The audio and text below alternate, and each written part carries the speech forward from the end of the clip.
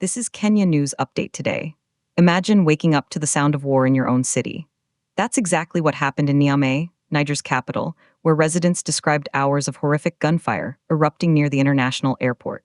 Coming up, you'll hear the chilling eyewitness accounts, understand the growing fear of a jihadist attack, and discover why this incident has the entire Sahel region on edge. Meet Ibrahim Boubacar. He lives right near Diori Hamani International Airport and heads a local youth collective.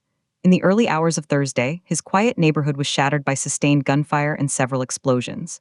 For hours, the violence echoed through the streets, creating a night of pure terror. But here's the twist. Authorities have said absolutely nothing. No official comment, no information on casualties, no explanation for what triggered this terrifying event. And that silence is fueling even more fear. Ibrahim describes the confusion. At first, we thought it was just firecrackers or an electrical fault, but then we were surprised and realized that this was not the case, that it was really a terrorist attack. He said it twice, emphasizing the shock that gripped his community. Everyone was perplexed. People were confused. Now, here's what nobody's talking about: the psychological toll on families trapped in their homes, listening to the battle rage outside. Another resident, too scared to give their name, described a night of prayer and sheer panic. We were very scared. I had the children around me, each with prayer beads, and we prayed all night for Allah to protect us, asking every Nigerian to pray for peace to return to the country. Can you imagine? Huddling with your kids, beads in hand, while gunfire cracks outside your window. This is the brutal reality for people living in the crosshairs of an insurgency. And then, something crucial about the context.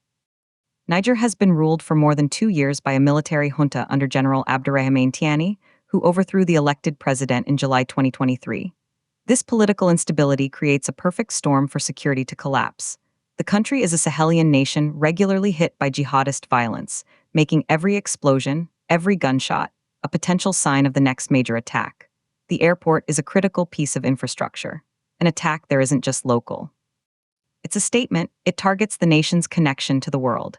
Here's the part that will blow your mind. Despite the hours of intense fighting reported by multiple witnesses, by Thursday morning, it was as if the government had gone dark. No statements, no reassurance, no troops visible explaining the situation.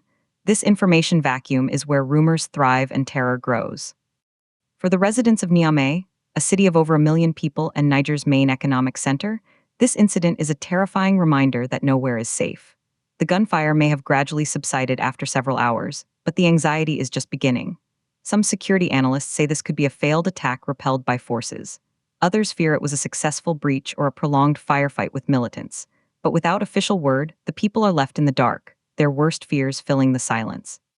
The implications are massive for regional security. If jihadists can strike at the heart of the capital, near its international gateway, what does that say about the junta's control? It presents a stark tension. The military government promises security as its reason for taking power, yet attacks creep closer to the center. This incident raises the controversial, unanswered question: is the junta making Niger safer, or is the violence following them into the cities? Do you think the government's silence helps or hurts in a crisis like this? Drop your take in the comments. Subscribe to Kenya News Update today for more breaking global security news that impacts our region.